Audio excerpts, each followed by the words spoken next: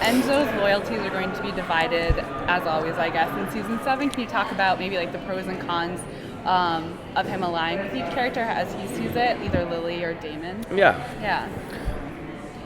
So that's going to be the main struggle for Enzo as we see the season opening. And I think the pros and cons of siding with Lily, the pros are that this sense of community is what he's actually been seeking, for his whole life. He was an orphan, he was an outcast, he was, always the outsider.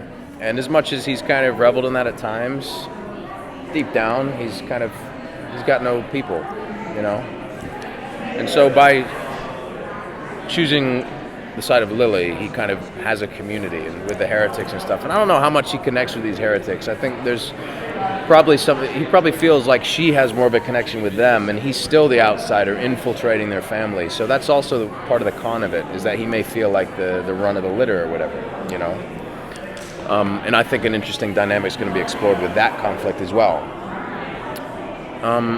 Pros and cons of choosing Damon's side.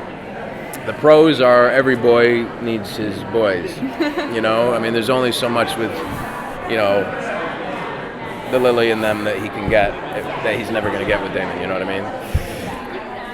And also him and Damon have this kind of, relationship that runs deep. And the cons of that are that Lily still has this pull on him. She's the one who turned him. There's that kind of, like this feeling that he has towards her. And I don't think he knows exactly what that is. And I think that's something as well we're going to be exploring, is what is exactly their relationship? Is it something that he wants more? Is it going to be a romantic thing? Is it just almost a maternal nurturing thing? And I think we're leaving that open. And the first scene that Annie and I shot together yesterday, we kind of played with a lot of the nuances with it. So, as actors, it's always fun to kind of mess around with a scene and go, oh, well, let's try it a little bit like this. And she's great for that. She's an amazing actress, and it's always a joy to work with her. And so, yeah, we're kind of leaving the door open for that. But the cons of it are definitely her wrath and what might happen if she were to actually be incensed by that, How do you feel about Enzo's journey this season? I know last season you said, his vendetta against Devon, you were kind of struggling to get on board with that a little bit. You thought he was kind of a dick last season. How do you feel about him this season? I think his journey is a lot more interesting for me, like as an actor to play, because there's a definite conflict there. I understand exactly his motivation of why he's doing what he's doing, what his needs are, and it's just more clear. And also, there's a lot more people more actors to do scenes with. I've got the dynamic between me and Annie, the dynamic between me and Caroline, who we have some crazy shit coming up. Really, yeah, it's really good. You're gonna enjoy it.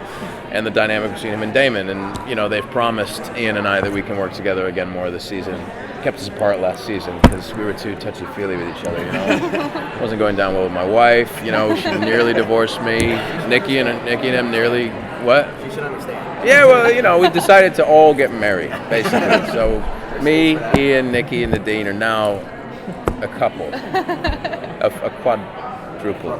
We're a quadruple.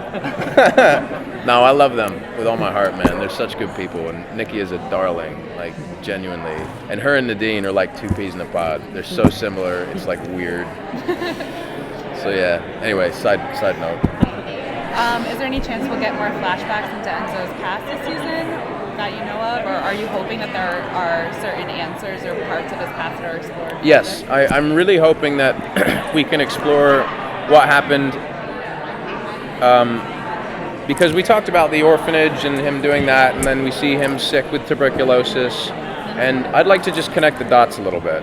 We've seen that, we hear about the orphanage, we see him at the shipyard with Lily, and what was going on between those time periods? I think he was kind of working to kind of better himself, and maybe working in a place like Downton Abbey or something, and kind of trying to, make himself better or something. I think he has this mindset of wanting to, and because when we saw him then, his accent was a bit more London, very subtle. I don't know if I did it well or not, but I tried.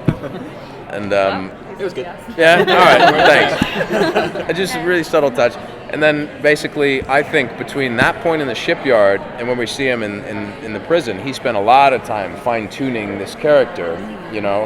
And I think he's that kind of guy. But yeah, I'd like to kind of delve into what happened there. But we do see a flash forward into the future, where we might see something about his love life.